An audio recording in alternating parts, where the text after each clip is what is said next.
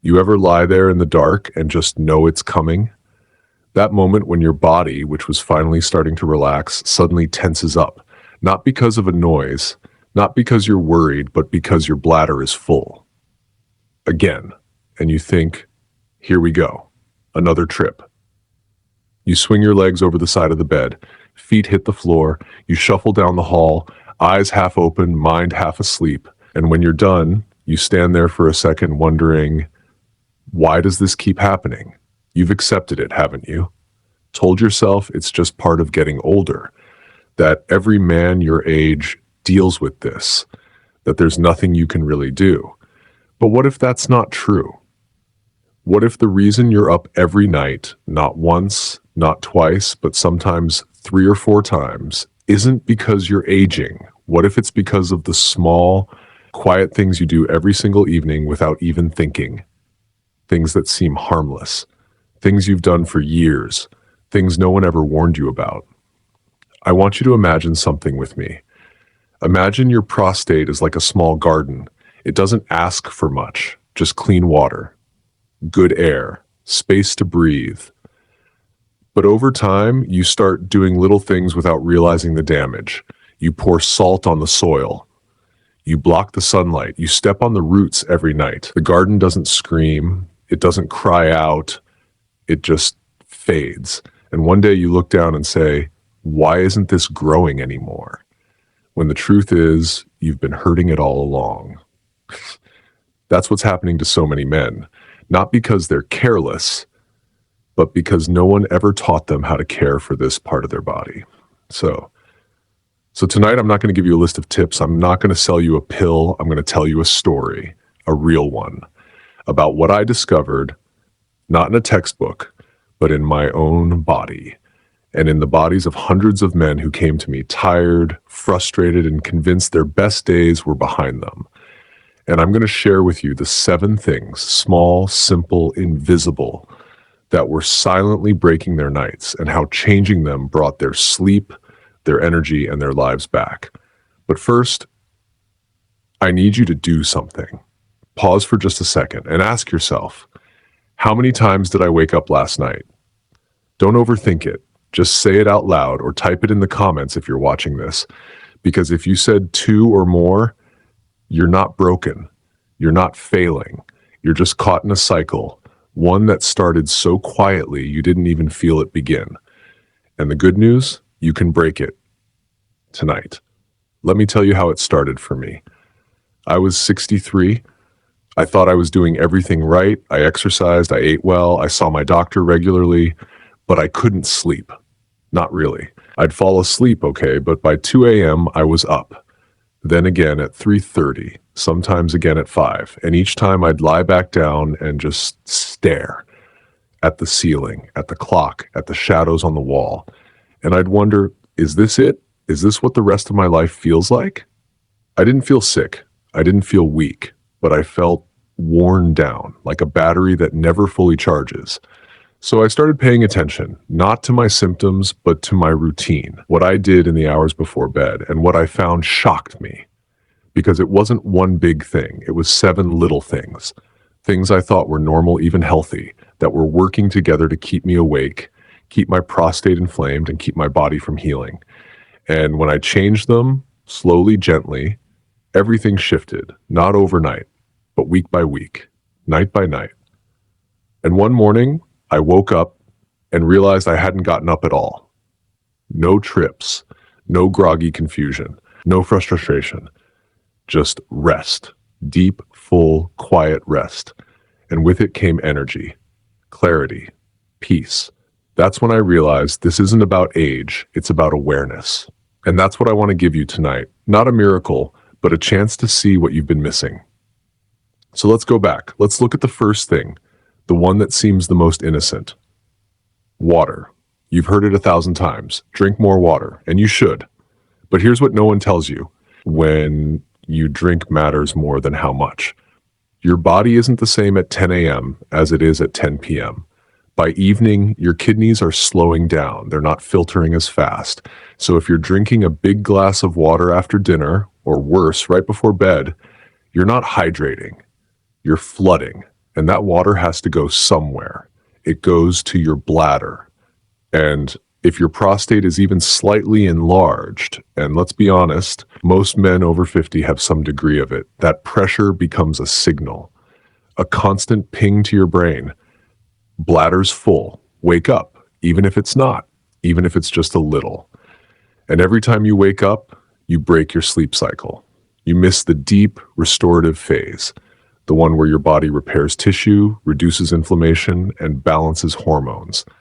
Miss that night after night, your prostate never gets a chance to heal. It's like trying to fix a car while it's still running. Impossible. So what do? Simple. Front load your water. Drink most of it before 6 p.m. After that, small sips only. And if you take medication at night with water, talk to your doctor about moving it earlier. One man, Frank, 68, loved his evening tea. Chamomile, he said, to relax. But he was drinking a full mug at 9:30. We moved it to 6 p.m., and after dinner he switched to a tiny cup of warm water. 2 weeks later, down to 1 trip. He texted me, "I forgot what sleeping through the night felt like." That's the power of timing. Water isn't the enemy, but timing it wrong, that's what's killing your sleep. Now, let's talk about the next one, screen time. You get into bed, you're tired, you grab your phone or turn on the TV just to unwind, an episode, a scroll, a few videos. Seems harmless, right? But here's what's actually happening. Your eyes are soaking in blue light. That light hits your brain and says, it's daytime, stay awake. It shuts down melatonin, the hormone that tells your body time to rest. No melatonin, no deep sleep. And no deep sleep means no healing. But there's another layer. When you lie in bed watching a screen, you're motionless for hours. And when you're still, blood flow slows, especially to the pelvic region. Your prostate, it's a small gland, but it needs oxygen. It needs nutrients, it needs circulation. And when you're glued to a screen, that circulation plummets. I had a patient, Robert, 71. He watched 2 hours of news every night in bed. He thought he was relaxing, but his prostate was starving. We cut screen time to 30 minutes and only on a tablet, held at eye level, not in bed. And he started reading a book with a warm lamp. After 3 weeks, his nighttime urination dropped from 3 times to 1. And he said something that stuck with me. I didn't realize I was suffocating my own body. That's the thing. We think rest means lying down. But real rest, it's active. It's preparing your body to heal. And screens don't help that. They hijack it. So try this. No screens in bed. Use them in the living room. And at least 45 minutes before sleep, switch to something that calms your nervous system. A book, a puzzle, a cup of herbal tea, early, not late. Even 5 minutes of deep breathing, your prostate will thank you. Now, here's one no one talks about, constipation. You might think, oh, I'll go in the morning, but your colon sits right next to your prostate, and when it's full, it pushes, like a balloon pressing against a water bottle. That pressure doesn't just make you bloated, it directly compresses your prostate and bladder. So even if your bladder isn't full, it feels full, and your brain says, pee now. Worse, when your bowels are backed up, blood flow to the pelvic area slows. Your prostate gets less oxygen, less ability to repair, and inflammation spreads. I had a patient, James, 65. He came in complaining of frequent urination and fatigue. We ran tests. Everything looked mild. Then I asked, how's your digestion? He said, I go every other day. That was the clue. We worked on his gut. More fiber, more movement after dinner, a short walk, a glass of warm water with lemon. Within 2 weeks, his bowel movements normalized and his nighttime trips down from 4 to 1. He said, I didn't know my gut was bullying my prostate. That's the connection. Your body is a network, not isolated parts. And when one system is stuck, it drags others down. So don't ignore constipation. Don't call it normal. It's not. It's a red flag. And your prostate is waving it. Now, this next one seems so small, but it's huge. It's not peeing before bed, even if you don't feel the urge. Here's why it matters. Your bladder is like a balloon. Even when you think it's empty, there's often a little left over. We call it residual urine. And for men with an enlarged prostate, that leftover urine is toxic. It sits there, pressurizing the bladder, irritating the prostate, and worse, it becomes a breeding ground for bacteria. That's how UTIs start. And UTIs make prostate symptoms explode. So that I'll just go in the morning habit, it's slowly poisoning your nights. The fix? Make it a ritual. Every night before bed. Go to the bathroom, sit down, relax, take 3 deep breaths, let your pelvic floor loosen, and wait. Even if you don't feel anything, give it a few seconds. You might be surprised what comes out. One patient, Tom 70, said he never peed before bed. I don't want to wake up the wife, he said. We made it a rule. 2 weeks later, I'm sleeping like a teenager. That's the power of one small act, done consistently. Now, what do you eat after dinner? Maybe some chips, a piece of cheese, a sausage. Seems harmless, but salt? Salt is a silent killer for prostate health. Here's how. Salt makes your body retain water. That water goes to your tissues, including your pelvic area. That means more pressure on your bladder and prostate and more urgency.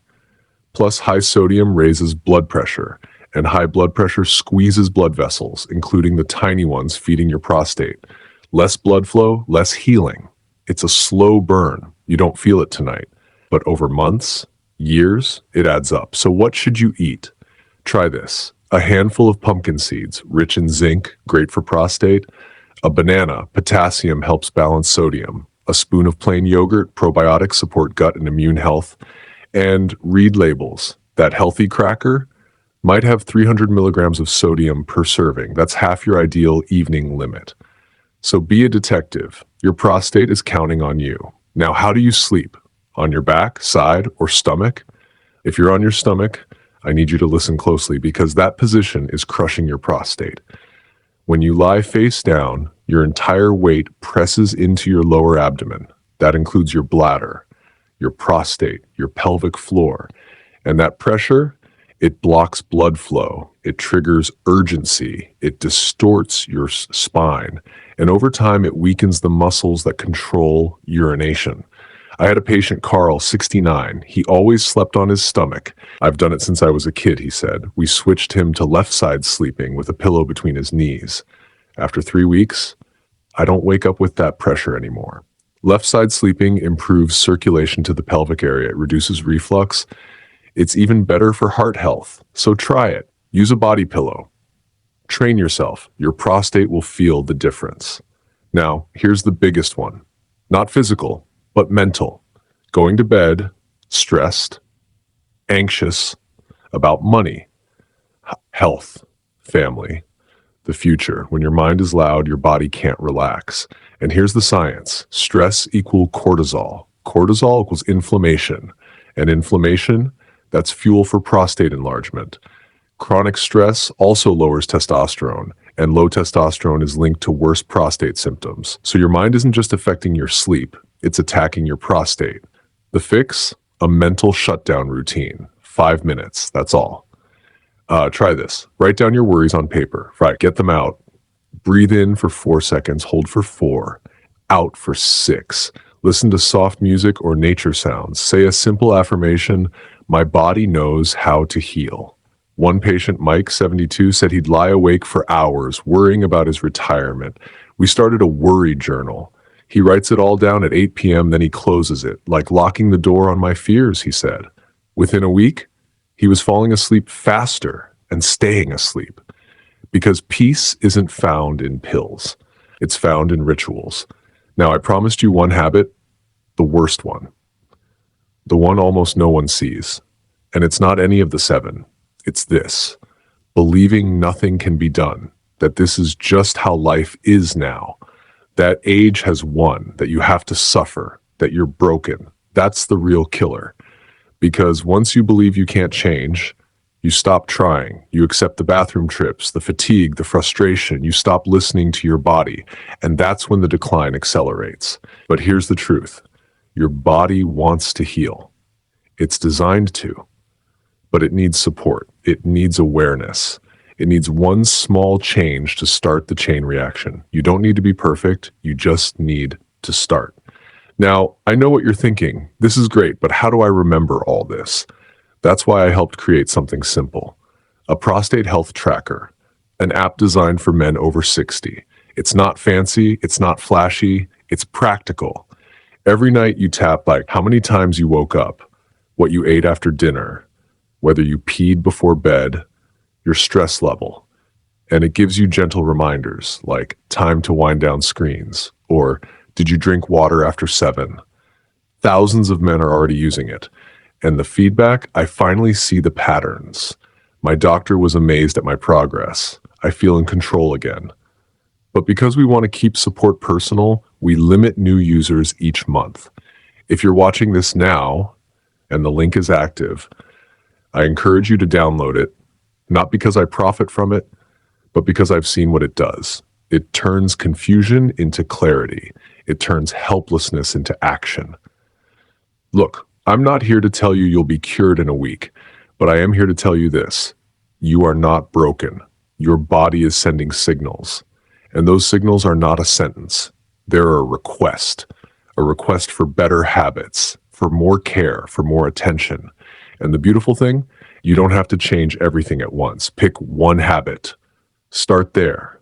Maybe it's drinking water earlier. Maybe it's reading instead of scrolling. Maybe it's just peeing before bed. Do that one thing consistently and watch what happens. Because small choices repeated become transformation. And you deserve to sleep. You deserve to wake up energized. You deserve to feel like yourself again. So here's my challenge. For the next 7 nights, pick one of these habits. Try it. Track it. Notice what changes, and then come back here. Tell me in the comments, which habit did you change and how did it feel? Because your story might be the one that helps the next man realize, I'm not alone, and I can change this. Thank you for watching. Thank you for caring about your health. And remember, your body doesn't need perfection. It just needs you.